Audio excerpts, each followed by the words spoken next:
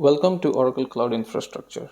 In this video, I will take you through the steps of restoring a boot volume from backup using the OCI console. To know more about how to restore boot volume from backup, check out the links provided in the description section of this video. Sign into the OCI console. Before we proceed with the steps, ensure that you have a backup of your boot volume first.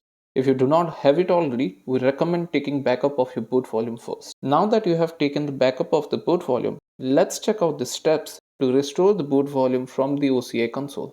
Open the navigation menu, click Storage, and then click Block Storage.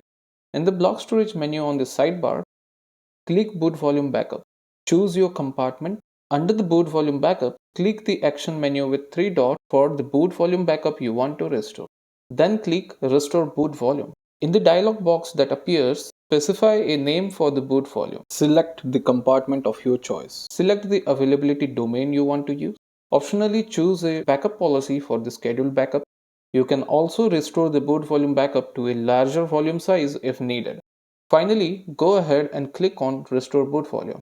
Now go to the boot volumes under Block Storage and select the correct compartment. As the backup is restored at this point, you will be able to see the restored boot volume information under the boot volume. Thank you for watching.